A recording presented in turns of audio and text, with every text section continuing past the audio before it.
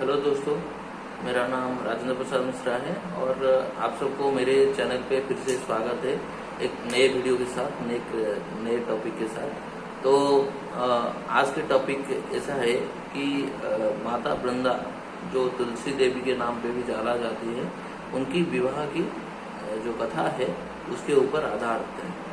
तो पहले जानते हैं कि माता वृंदा कौन है, वो क्यों तुलसी देवी के रूप में पूजे जाते हैं। तो एक पौराणिक कथा के अनुसार एक बार क्या हुआ, जो राक्षस कुल में एक देवत्व कन्या या एक सती कन्या की जन्म हुआ। तो उनका नाम था वृंदा। जब वो विवाह के आयु में हुई तो उनके माता पिता ने एक राक्षस के साथ, जिसका नाम था जलंधर, उसके साथ वृंदा का विवाह करवा दिया।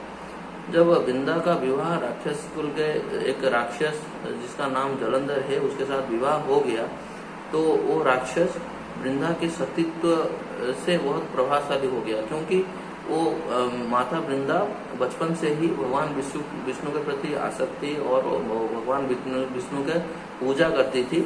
तो भगवान विष्णु के पूजा से माता वृंदा एक सती स्त्री में माने जाती थी और उनके सतीत्व के कारण से ही वो जलंधर शक्तिवान होता गया और वो बहुत बलशाली भी हो गया।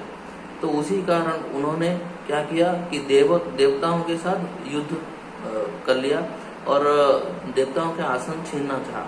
तो जब वो इंद्र आसन लेने के लिए देवताओं के साथ युद्ध करने लगा, तब इंद्र आदि सभी देवताओं ने क्या किया, जाकर भगवान नारायण के शरण में वो गए और उनको बोला कि हे प्रभु, हमारा रक्षण कीजिए जलंधर से। तो जलंधर से उनका रक्षण सिर्फ इसी तरह हो सकता था कि जैसे कि माता वृंदा का सतीत्व नष्ट किया जाए, क्योंकि उसी शक्ति से ही जलंधर युद्ध में जीतता था। तो भगवान विष्णु ने क्या किया, जलंधर का रूप लिया और वो माता वृंदा का सतीत्व नष्ट कर दिया।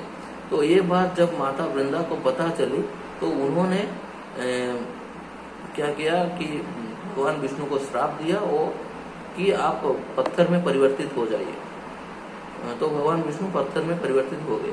तो जब माता वृंदा का सतीत्व नष्ट हुआ, तब उसी कारण वजह से ही जलंधर का मौत हो पाया युद्ध में।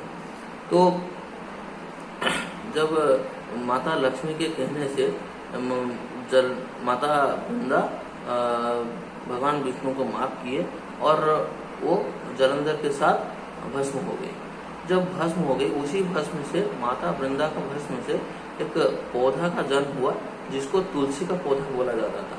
तो भगवान विष्णु ने उस पौधे को आशीर्वाद किया और ये बोला कि बिना तुलसी के, आज के बाद से बिना तुलसी के मैं किसी भी प्रकार का, कोई भी प्रकार का पूजा या प्रसाद ग्रहण नहीं करूंगा।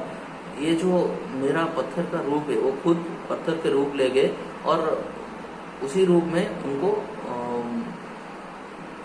जब पूजा किया जाएगा, शालिग्राम के रूप में जब उनको पूजा किया जाएगा, तब बिना तुलसी के उनका पूजा संभव नहीं है। और प्रसाद के रूप में जो भी भगवान विष्णु को अर्पण किया जाए उसमें भी तुलसी का होना अनिवार्य है। ऐसा आशीर्वाद उन्होंने तुलसी को दिया। तो उसी कथा को याद करने के लिए कार्तिक महीने में भगवान विष्णु के साथ तुलसी जी का विवाह किया जाता है और उसी विवाह के अवसर में जो भी ये कथा को याद करके वो विवाह उत्सव को, समारोह को या विवाह को पालन करते हैं, उनको पुण्य का प्राप्ति होता है। तो कथा इसी प्रकार का था। इसी कारण वजह से हम लोग जो घर में आज तुलसी देवी का पूजा करते हैं, उनका जन्म इसी प्रकार हुआ था। तो आप लोगों को ये वीडियो कैसे लगा, मेरा ये टॉपिक कैसे लगा, इसके ऊपर कमेंट कीजिए। अगर आप लोगों को ये वीडियो अच्छा लग रहा हो तो मेरे वीडियो को लाइक कर दीजिए और चैनल को सब्सक्राइब कर दीजिए। थैंक यू दोस्तों।